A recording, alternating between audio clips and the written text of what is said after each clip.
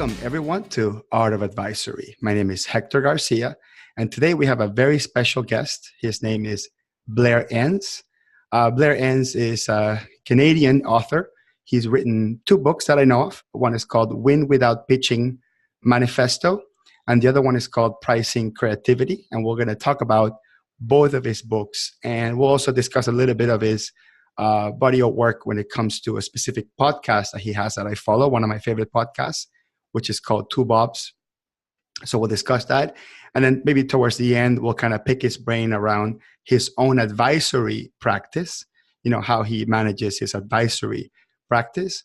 And his focus or his area of work is working with what he calls creative firms. And I would say, without excluding anyone in particular, marketing firms, advertising firms, public relation firms, maybe graphic design firms. And his role really is to help them with sales training, help them with pricing training, and we're going to talk a lot about pricing. But then around pricing, there's just a lot of disciplines that come with it that Blair's an absolute genius at. So we'll discuss with that. Blair, are you on? Are you in? I'm here, Hector. I'm very happy to be here. Thanks for having me on. Thank you. Welcome to the show. Did I miss something in the introduction? Did I characterize you well? No, that's fantastic. Thank you. Okay, so let's jump right in. So, Blair, your first book called Win Without Pitching, which I would argue to be that's what catapulted you and gave you exposure to the world about your area of expertise. What exactly is it about? And remember, most of our audience are software consultants and accountants. So, what is the problem you're trying to solve for the marketing agency type of business? Yeah, so we'll talk about that first, and then we can blow it up to how it's relevant to other businesses. But in the creative professions, so as you articulated, it's essentially designers, advertising, public relations, and others kind of related to those professions. There is a problem in the world of how they sell their services. That problem is known as the pitch or the free pitch. And in the pitch, a creative firm is invited it's a client-driven selection process, and the clients invite various firms to compete for the business. And in that competition, they are told, or it's implied that it's in their best interest to cross the line that separates proving their ability to solve the client's problem from actually solving the problem.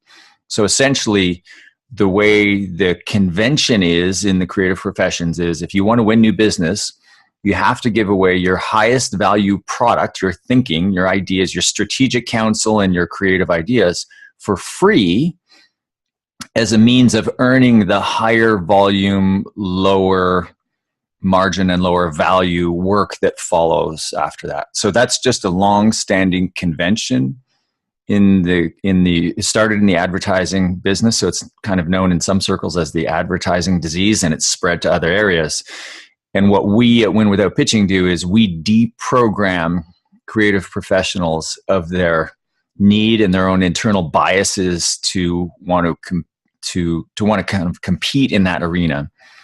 And we teach them that there's a different way to go about getting new clients that's far less expensive, and it doesn't kind of concede the high ground of the expert practitioner to the client. And this, I would say that the major issue with this is that whether you're a big marketing firm or a big accounting firm, a solo marketer, advertiser, solo accountant, whatever, I think it all translates, is we got to impress the client, right? We have to walk in and we have to convince the client in that pitch, right, that we are the best fit or the best expert. And in order to do so, we have to give away the store. Now, I think that both of us, Blair, you and I, believe that giving away your knowledge is actually an incredibly effective marketing tactic, as we do it with my YouTube videos, and you do it with your podcast and everything you do. But you don't have to give it all away up front to win the business. There are other ways to win the business, and that's kind of the theme of your book, right? It is, and I'm glad you point that out, because in the age of content marketing, which used to be known as education marketing, here we are, you're doing a podcast, you've got a series of videos that are quite popular, and you're essentially giving your ideas your advice away for free. And that's a perfectly legitimate way to actually demonstrate your expertise and to attract prospective clients to you. The line is when you begin to apply your advice to a client's specific situation. So you give it away in generalities. You talk about, in this situation, you do this. But when somebody comes to you, and you probably get these inquiries all the time, I know I do, they think because you're putting free general advice out there that if they email you with this situation about their, looking for advice about their situation, that and some people are really good at actually responding to those. I don't, but to me, there's a very definite line that separates. As soon as somebody asks me to apply my advice to their specific situation, they need to pay me a lot of money. If people want to tune into the podcast or watch videos or read the articles or read my books for free or for very little money, and then apply that advice to success, fantastic. That's great. That's what it's there for. The understanding is some of those people are going to want more, and those people are willing to pay a lot to actually have you apply your advice to their specific situation. And that's what we call, or that's what I call advisory work, right? It's taking general concepts like, most of my advisory work, it's stuff that you can find that's general knowledge. Like anyone that tells me, Hector, I can't afford you, I can say, well, go read Peter Drucker. Go read read Implementing Value Pricing. Go read the 7 Habits of an Effective Person. Go read The Speed of Trust. Go read there's some 0 to 1 best book, one of the best business books ever. Go read these 7 pieces of books, and you don't need a consultant. You don't need to hire an advisor. All the information is there. But I think the average person either doesn't believe that they can extract it from it, doesn't have the time to try to connect the dots and assimilate that to their business, or wants to work with someone that's already done it. They already made the mistake. They already saw it happen. They already crafted a solution similar to mine into another business, and they want the easy way. And that really is the easy way, just asking the question to the expert and getting that answer. But that cannot be given away for free. Yeah, and as you kind of alluded to, there are different levels of success in business, and there's when you're starting out, you probably have more time than you do money. So when you're starting out, you read all the books, you watch the videos, you listen to the podcasts, and not that you don't do that as you progress in business and become more successful, but as you become more successful, the impact of bringing in a consultant, an advisor of some kind, is actually significant, or potentially even it's potentially greater when you're running a larger business, and you have the money to do it. So you're more inclined to skip all of the reading and trying to apply the advice on your own and just bring in the experts. So you're willing to, a more experienced client is willing to spend money in order to save time. That's perfect. And so let's talk about win without pitching real quick. So you have the book. It's not a fable. It's not a novel. It's not trying to convince the reader otherwise. You laid out like 12 commandments, and you say, look, this is a business model, right? That's around value. It's around valuing yourself. It's around being different. And you set this sort of like 12 rules up. And I'll just read the 12 rules, if you don't mind, and then maybe we'll deep dive in one of them. Yeah. Okay. So we will specialize. We will replace presentations with conversations. We will diagnose before prescribing. We will rethink what it means to sell. We will do with words what we used to do with paper. We will be selective. We will build expertise rapidly. We will not solve problems before we're paid. And we just talked about that, right? We will address issues of money early. We will refuse to work at a loss, which accountants appreciate very much. We will charge more, and we will hold ourselves to high standards, or our heads high. So those are your 12 rules, and that's your 130, 140 page book, kind of just deep dives into each one, helping the user be convinced that there's a better business model out there than the one that you described earlier. So I want to deep dive into one in particular that has impacted me a lot, which is we will address issues of money early. And before you jump in and explain that, as an accountant, I'm supposed to speak about money with ease, right? I'm supposed to have seen millions of numbers, big numbers and small numbers. And naturally, it is expected of me to be able to talk about money early on, easily, without fear, right? What exactly do you mean by we will address the issues of money early? Yeah, it's interesting. I think I say this in the book, but we think about a lot of us find money conversations stressful. I know my own accountant finds it very difficult to talk directly about money. When I'm signing off on the year-end stuff at the end of the year, he slides an engagement letter in for next year, and my wife and business partner accidentally signed it. It was like, whoa, wait a minute, hold on. We need to have a conversation about what we're buying here. They just do it every year. They just try to slide it past us. That's no conversation. So there's a lot of people find money conversations stressful, but stress is caused by the things that you don't do. So the reason money conversations are stressful is because we're avoiding them. So we want to kind of condition ourselves to lean into money conversations. And you can do that. It takes a little bit of training. It certainly didn't come natural to me. And there are times even today where I kind of defer money conversations and I know I shouldn't. So I don't feel like I've mastered that, but I do feel like I generally live by that principle.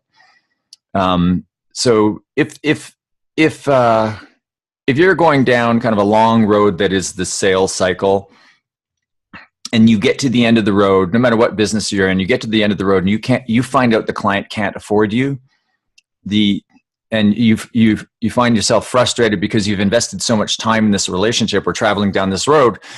You have nobody to blame but yourself. You should have spoken about money early. In many firms, it makes sense to have a minimum level of engagement as essentially a hurdle that you would place in front of the client and ask them to jump over. And there are other ways to talk about money as well. But you should be, if there are any concerns about money, if there are any issues around the client's ability to afford you, an understanding of what the investment level might be, you want to get that out of the way first. Or if not out of the way, you want the hurdle that money might represent to be cleared, so that if the deal falls apart in the end, the client doesn't hire you, you walk away, whatever it is, it's not going to be because there was a misunderstanding around how much it would cost, or the client claims just outright, we just don't have the ability to pay that much money. And we'll transition to value afterwards. So I'd like to talk about money just for now, if you don't mind. I like to deep dive as an accountant. I love this topic. So when you're talking about addressing issues with money, we're talking about that B word, right? That budget, right? And that B word could be what the client has in a piece of paper somewhere authorized, right? This is what you have authorized to spend. In some cases, the person that you're talking to doesn't have a pre-authorization of what that budget is, or doesn't know what that budget should be. Certainly in the accounting world, companies don't really earmark a certain amount of money for accounting. Whereas in marketing or advertising, companies have a general rule of thumb, like we'll reinvest 10% of our sales back into marketing or something like that. I'm sure you can speak much more intelligently about that because that's not my area of expertise. But when it comes to accounting, we talked to a client that called us over to say, hey, I need an accountant, or I need a new accountant, or I need a solution to an accounting and finance problem, and I'm hoping you can help me. At first, we dedicate a lot of time to understanding whether or not we can solve that issue, and which makes total sense because you need to make sure there's a fit. But we wait until the end to discuss money or budget. What are your thoughts about customers that have this predetermined budget in mind, and how do you extract from them? Because there are some that just don't want to give it away. At least they feel like that's a card that they're going to wait later on to hold on to and use. So what are the ways we can extract that conversation out in the open early? Yeah, so the first question around budget is typically, there's some nuance around where this might be different, but generally speaking, the first question around budget shouldn't be what is your budget, but it's have funds been allocated? Have you allocated a budget for this, yes or no? If that's helpful information to know just in and of itself, because if the answer is yes, then the client is almost certainly late in the stages of deciding to hire a firm like yours. If the answer is no, it still could be late stage. They could be at the stage in the buying cycle where they've formed intent. Now they just need to allocate resources. So it's a nice entree into the budget conversation, is to ask not how much do you have, but have you allocated a budget for this? If the answer is yes, then you say, great, how much? In some situations, particularly with professional buyers, you might hear, well, I'd rather not disclose that. Now, that is a ridiculous response, and I don't think you should give a prospective client a free pass on that. It's actually in everybody's best interest where if a client has set a budget, that they share that budget with you, because you can hit the client's, generally speaking, anybody can hit the client's budget number. It's just a matter of what's included in the services to meet that budget. And if it's a really low number, you could just think about stripping out all these other adjacent forms of value that are that people buy in addition to the core service of accounting. We can talk about that more later. So if the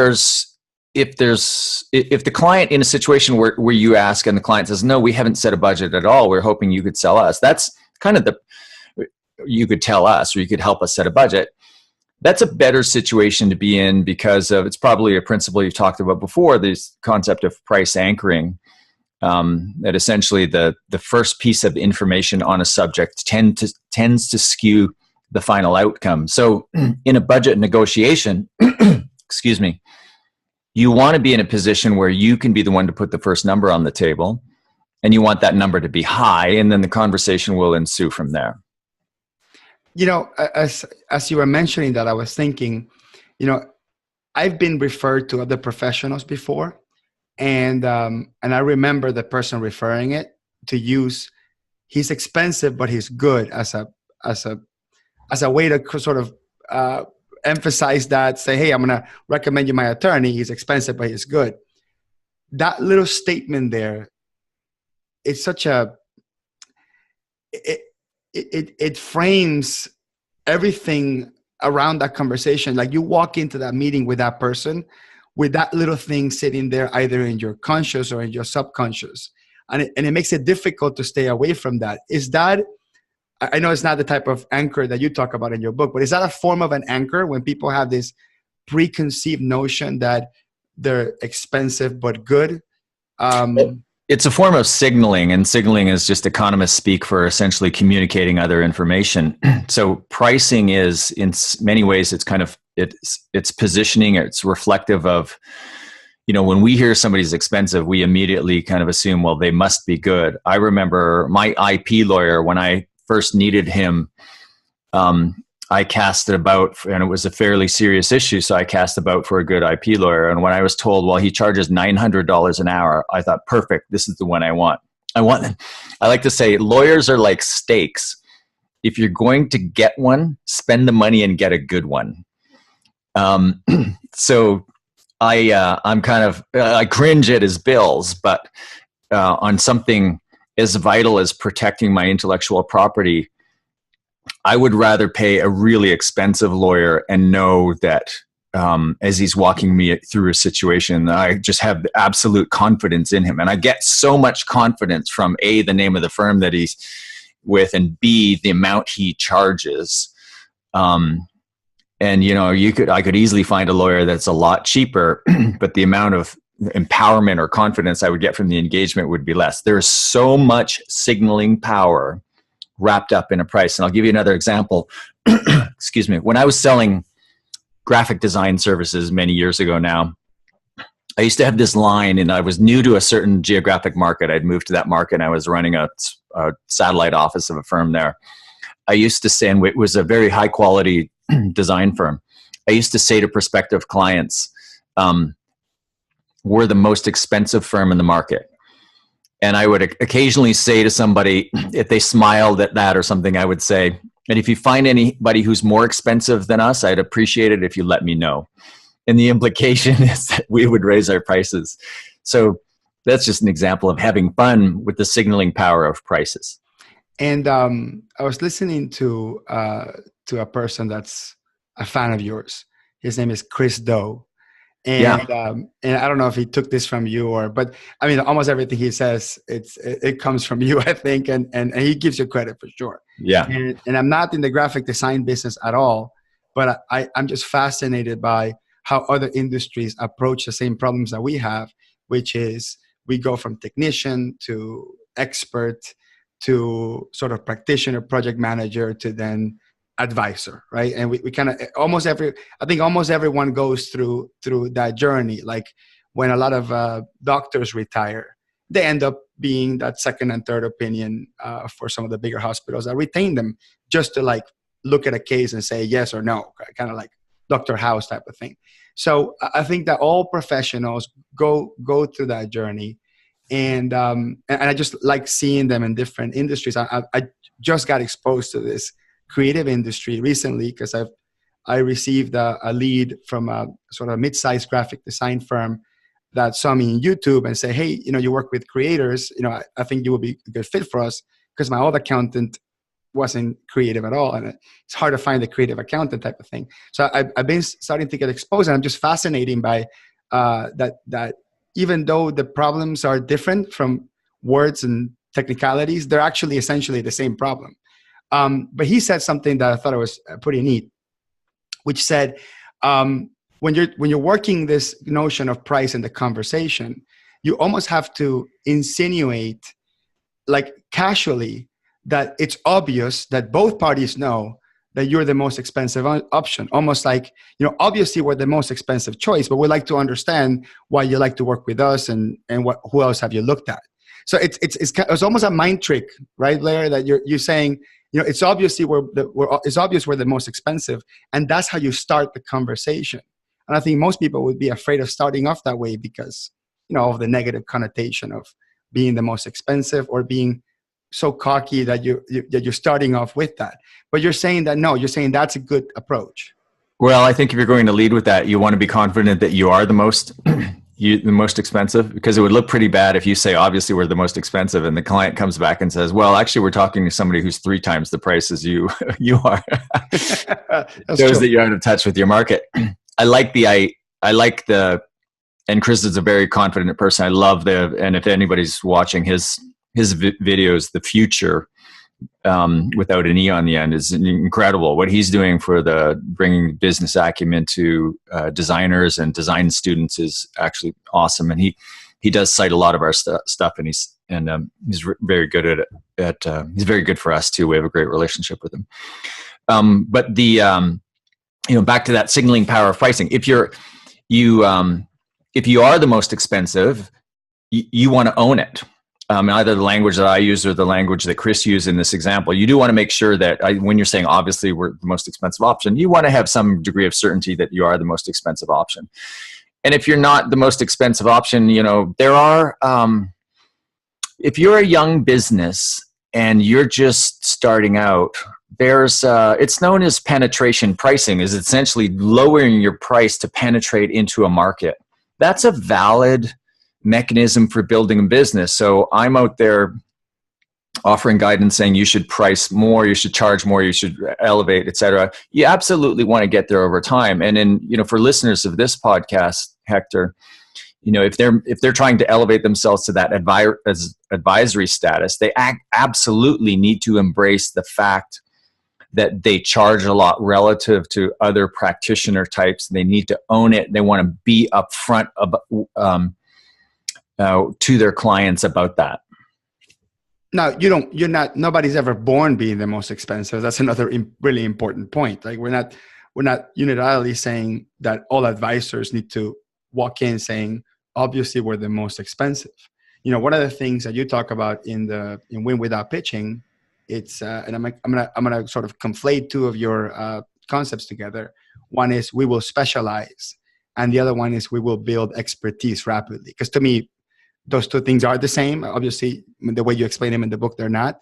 But that does come with the territory. And if anyone, an accounting professional that wants to focus on, let's say, real estate and investors of distressed properties, and that's going to be your focus niche target market, you may need to penetrate with aggressive pricing just to get in it and to learn. And it's possible that some of these customers will buy on price, and they will buy because they're for the less expensive choice, and give you the opportunity to learn and understand this business. That business owner will also more likely understand or imply that because they're paying the lesser amount, it's not going to be as precise, or the solution may take multiple iterations, right, to get to the right one. And working with that professional could be easy to work with, but it's just not going to be as fast, as effective as working with, let's say, the most expensive or the best option. So neither Blair or I are saying that anyone's born being the most expensive, being the best, or being the most specialist and biggest expert, or at least have the position to do so. There's a transition element to it. But once you get to the point where you are an expert, and I think this is where most people in my position get to, where they are an expert, but they just don't create any marketing around the fact that they are experts, and they don't price or position themselves around that. So they are the experts, but no one knows it until you actually do the job, that you're severely underpriced. So can you talk about specializing and becoming an expert from your perspective? Yeah, and as you pointed out, of those two principles in the book, The Win Without Pitching Manifesto, we will specialize and then we will build expertise rapidly. The second one is an outcome of the first. So when you specialize, when you narrow your focus, the reason we specialize is the only meaningful differentiator between you and other advisors that the client might consider hiring is really the depth of your expertise. And you specialize in order to build deeper expertise faster. So this is one of the things that's interesting about the creative professions that might not translate directly to accounting, but those who are listening will either identify with this statement or not. And the idea is creativity is the ability to see. So it's the ability to bring a novel solution or perspective to a problem. Therefore, creative people are drawn to problems that they have not previously solved. Therefore, when creative people, and I don't mean just designers, but people who have this ability to kind of see around corners and bring perspective, when they build businesses, their tendency is to create a business that allows them to solve all kinds of different problems. And then I come along and say, no, you need to specialize. So by kind of having your vision span the horizon, looking for problems and solving all of these different types of problems, you don't build a depth of expertise. It's not until you narrow your focus and start solving the same types of problems over and over again that you build expertise rapidly. And a great physical metaphor for this is if I took a contents of a beer bottle or this club soda can, and let's say the contents of this can represents the entire kind of sum abilities of your firm, the entire capacity, intelligence, capabilities of your firm. And then I chose to empty this I need to empty it into a vessel to be able to kind of harness it. So I can empty it into a casserole dish, and you'll see in the casserole dish that your expertise is spread really thin across a wide area. But if I empty it into a Pilsner glass, you'll see that your expertise does not spread very wide, but the same amount of kind of capabilities, the depth of your expertise it's exponentially deeper than a generalist. So you do build expertise rapidly simply by narrowing your focus. And to some people that comes natural, but generally speaking, the more creative you are, the more inclined you are to build a generalist practice. And then you start, rationalizing why generalist practice might be better than a specialist practice. In the early days, it's perfectly fine to have a generalist practice because your career kind of should look like this.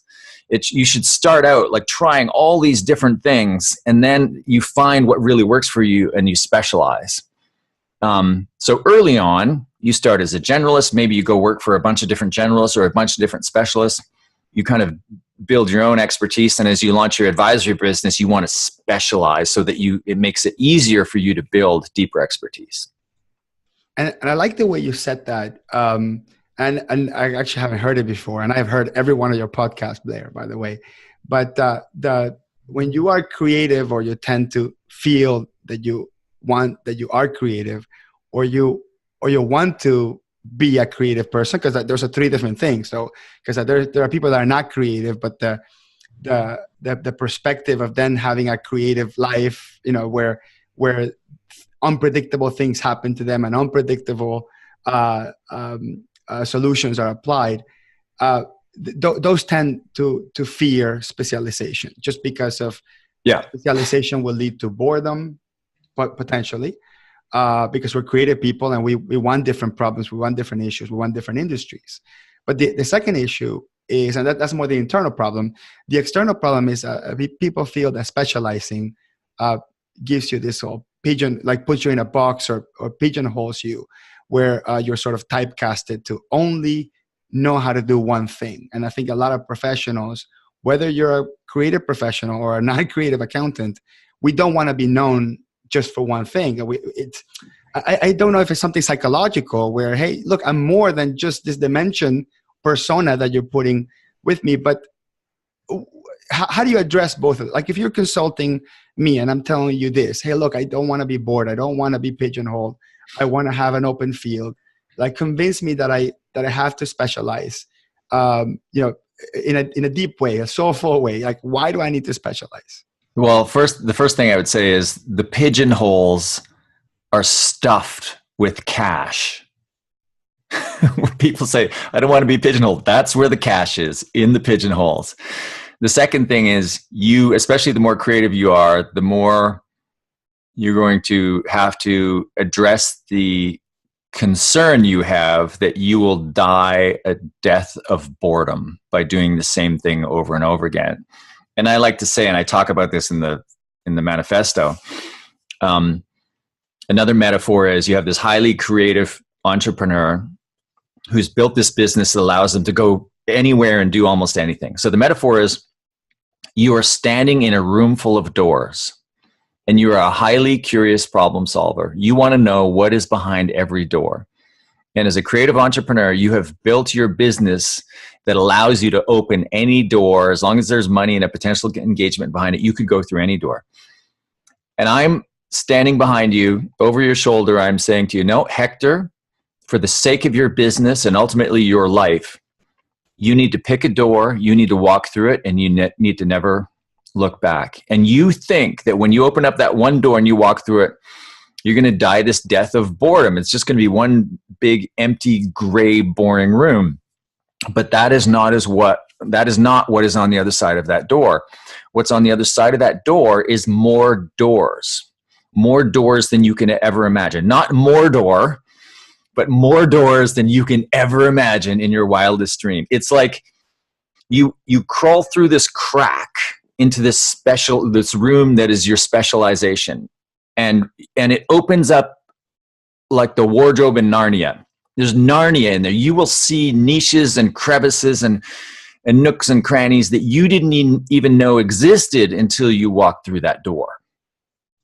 So Lord of the Rings and Narnia, all in the same, all in the same answer. Now that's great, Blair. So thank you very much for that. So I'm sold. Anyway, great. Let's move on to. I'd like to talk about this book for a couple of reasons. This book is called, for the people listening on the podcast, I'm holding Pricing Creativity: A Guide to Profit Beyond the Billable Hour by Blair Enns. And this is not a book. This is actually like a trapper keeper. What do you call those things? It's like a clip binder. It's a three-ring binder. Three-ring binder. It's a three-ring binder that contains essentially a book, but it has multiple tabs. And the tabs are, okay, these are the principles of value pricing. And, I can clearly tell that your target market for this is a creative profession. But if I didn't know that, I would not have noticed. So in other words, because I know who you are, Blair, and who you focus on, this is only for creative professionals. But if if you don't think about that and you read this and you replace the word logo with, tax return, Yeah. it's synonymous, or litigation, or whatever profession you may be. So what the book does is explains very brief the principles of value pricing, which are heavily influenced by the Bible, right? The Bible. Right, the Ron Bible. Baker. Ron Baker's Implementing Value Pricing. And I read Ron Baker's Implementing Value Pricing, and I didn't think another book could ever compare to it. And I don't want to compare the books, but I would love to call this one a perfect continuation of it, where Ron Baker's Implementing Value Pricing presents the framework, right? So whenever you're worried about, am I doing this right? You go back to the Bible and check the principles, right? And then what your book does is effectively be a desk reference.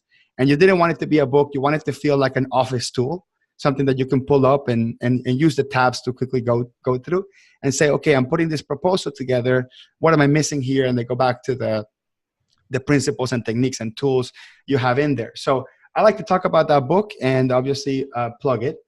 First, let me start by something unconventional, which before we talk about the book, I talk about the pricing of the book. And the reason why I think I like to talk about the pricing of the book is because you priced this book. And I think calling it a book is also kind of a mistake because it makes you think about a traditional book. But you priced this knowledge tool in the same way that you recommend that we price our professional services. You are giving us 3 versions of it, right? I think first version is a PDF or an ebook. The second version is the PDF or the ebook. It's not a PDF, it's an ebook, sorry. It's an ebook. Yeah. Second version is the ebook with the binder. And then the third version is the ebook, the binder, and a video that kind of summarizes it or adds some additional value or some additional notes to that. 5 videos, yeah. 5 videos from the author, from the, with your voice, which is great. And you don't have a audiobook version of this, which would be nice. Just because there's so many visuals involved, it will be difficult to explain in an audiobook. And you price it at $100, $200, and I believe $350 for the last. $100 for the ebook, $199 for the ebook and the manual, and $320 for the ebook, the manual, and the videos.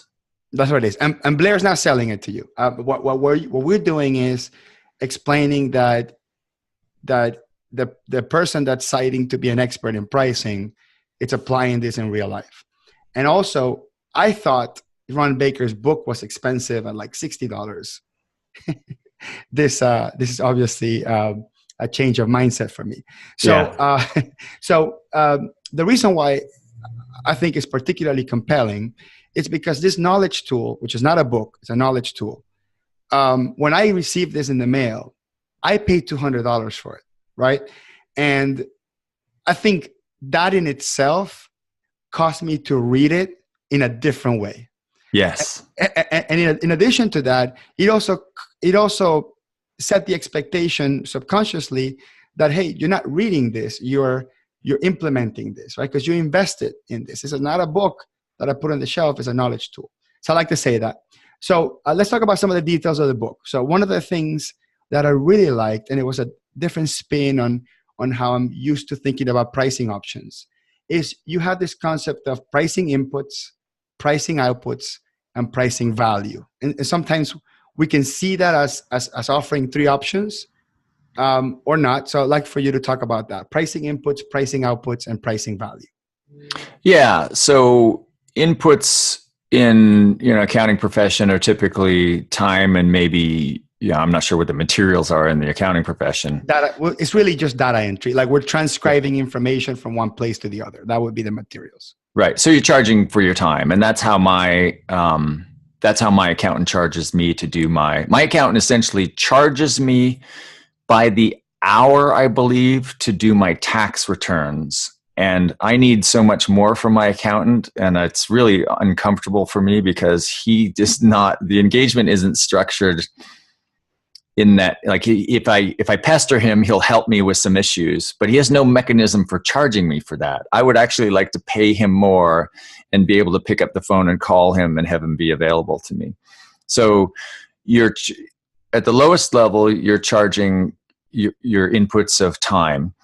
And when in the creative professions, and this almost certainly applies to accounting and other advisory businesses, there are 3 levels of financial success that I see. And the first level is the efficient firm. So in an efficient firm, you are capturing and billing as many of the available hours of the firm as possible. So you're tracking billable efficiency, you're logging time, etc. Now, the second thing that you can sell is the outputs. So it would be the tax returns. For tax returns, we charge X. If we're talking about tax, and there's all kinds of other there's all kinds of other outputs. Sorry, not outcomes, but outputs. In the design business, it might be for the logo or for the campaign or for the website rather than by the hour. Generally speaking, when you charge for outputs, there is a degree, the client is paying a little bit more for something that's known as price certainty. So if I said to you, how much to do this for me to do my tax return, Oscar, and you said, well, it's X dollars per hour. And I ask, well, how many hours is it going to take you? And you say, well, it depends on the complexity. I see you're filing taxes in 2 different countries. You've got 2 different corporations, a personal, et cetera. So I really can't tell you, Blair. It's going to be between X and Y. And so I'm taking a bunch of risk in there. When you're selling inputs of time, you're passing all the risk onto me, the client. If I say how much for my tax return, and you say for tax returns like this, we charge X, that X is usually on the high end of the earlier X to Y range. And you are now taking some of the risk, because if my tax return proves to be overly complex, then it takes you longer. The price doesn't change to me. So by buying the output of the tax return, you are taking some of the risk, but in exchange, anytime you, the seller, take more risk, the price generally goes up. So there's a price premium that I'm paying for price certainty. And I might decide, well, I want that certainty. So the second level of success is not necessarily correlative to selling outputs, but it's really what I would call people who use progressive pricing practices. And we'll talk about some of those progressive pricing practices. And they essentially dip their toe into value-based pricing. But the third thing you can sell is value or outcomes. And I was working with a firm in Ireland recently where I was doing a public workshop, and one of the business owners whom I know, he's a client in our training program, he took me aside and he said, I got to tell you this story about my accountant. He said, I brought my fairly complicated tax situation to him, and he came up with a solution that saved me 500 grand, €500,000.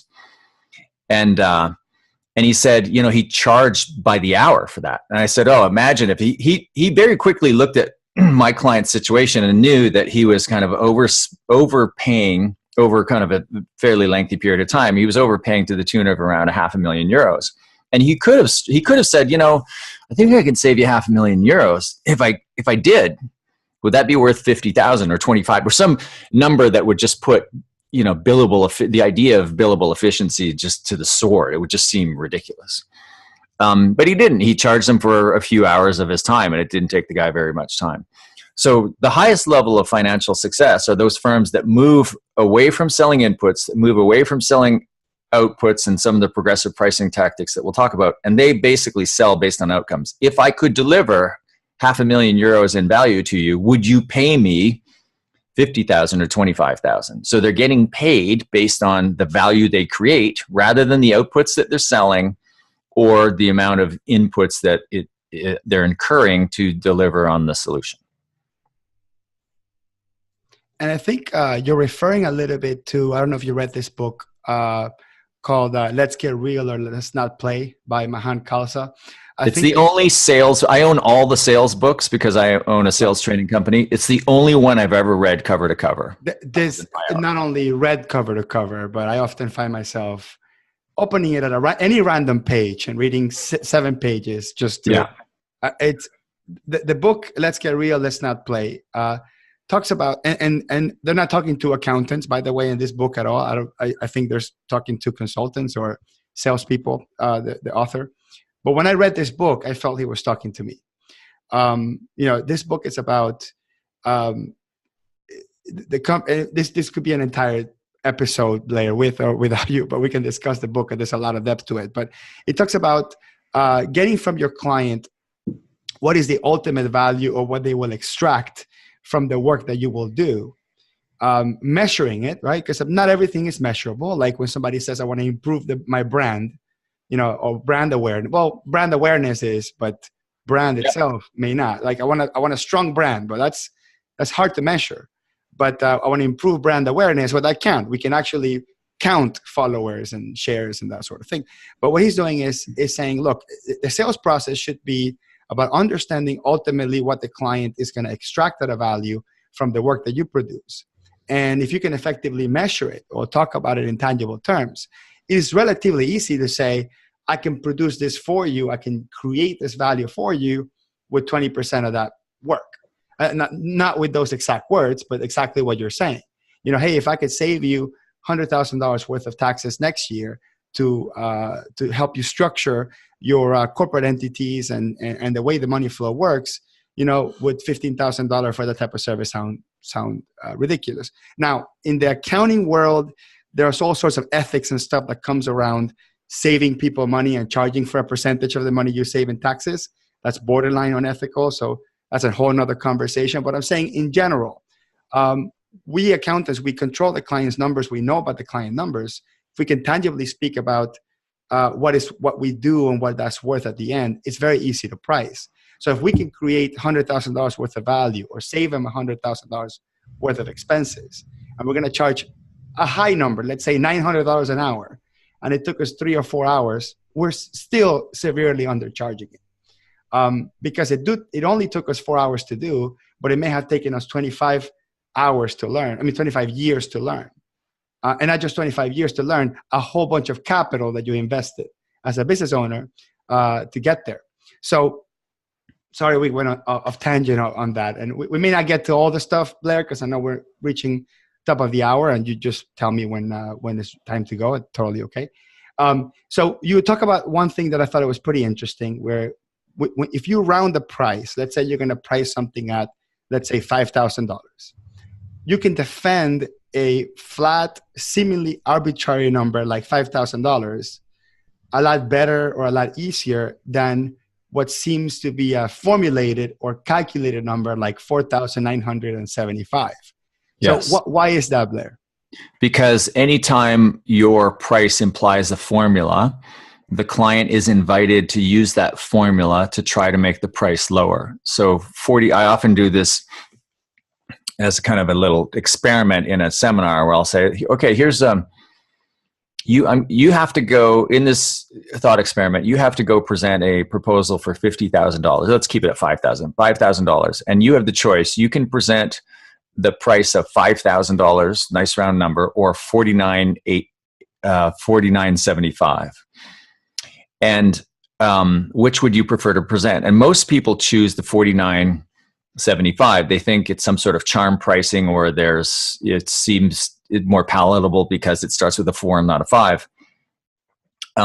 But it's actually easier, as you said, it's easier to defend the nice big round number because there's no formula implied. So the pushback on the price, you might get pushback on value, but if somebody says, well, that's a big round number, it looks like you just came up with it. How did you arrive at that price? One way to reply is to say simply that, well, that's what we charge companies like yours for services like this, right? So you're not charging based on value, you're charging based on outputs, and you're saying, well, maybe not, but we'll get to that in a second. You're saying, no, this is what we charge. And if somebody says, well, what about return on investment? In the accounting profession, often I suspect you can show return on investment. In graphic design, in logos, as an example, it's really hard to show return on investment. So I counsel to say, well, I don't know what the return on investment is. I know this is what we charge companies like yours, and our clients keep coming back. So I'm assuming there's a return on the investment. You can't, and we could role play it, and I've role played it many times. You can't find a way to get me to make the price be cheaper. But if I put forward $49.75, you're going to ask, well, how many hours? And what's your hourly rate? And you can push back and say, well, that hourly rate's really high, or it's not going to take you that long. So or itemize it, like itemize all the deliverables so people can pick and choose, say, you know what, I really don't need this, I really don't need that. And although I think you can justify taking out components of value, right, to lower a price, which I think it doesn't break the rules anyway of value pricing. The problem is that your services may be held together by a combination of things. Like I think it is quite possible that without 24/7 access to the accountant, whatever that happens to be, the whole thing will fall apart, right? Because we need the client to be on top, or we need them to ask us proactive questions and that sort of thing. So let me ask you the last question, Blair. And so real quick, pricingcreativity.com is where you can find information about Blair's book, the one that we're talking about, and winwithoutpitching.com about the other book. I suspect that a whole bunch of my colleagues are going to look at Pricing Creativity. I strongly recommend that book. So I'd like to ask you to tease us up real quick. And I'm going to ask you for the most valuable piece of the book, to me anyway. So we're going to talk about, to me, the most valuable piece of the book talks about, after you have that value conversation, and we talked about value conversation in this podcast many times. After you have the value conversation, we extract everything that we need to extract from our customer around what is it that they want, what are the goals. You say something I think is just extremely impactful, which is say a price before you show a price. And yes. then how you follow up with that proposal, which is not the typical 5-page proposal, just a 1-page proposal. Can you give us a Reader's Digest version of that? Yeah. So the rule of say a price before you show a price, that really comes from the world of sales and not pricing. And it speaks to what we were talking about earlier, Hector, about the idea of kind of leaning into the price and having money conversations early. If you don't want to come back with a proposal where the client just looks at it and goes, well, there's just no way we can do that. So if there is a price objection, you want to hear it, and you want to hear it before you go into proposal development mode. So the idea is, and you pointed out, Mahan Khalsa, you kind of articulated the first 2 steps of a value conversation. And the universal advice on the framework for how to conduct a value conversation is identify the objectives, identify the metrics, identify the value that you might create. And then I add this 4th step is before you go away to assemble your proposal, you offer some pricing guidance. So based on the conversation, you've uncovered how much value you might create. You essentially say you have to do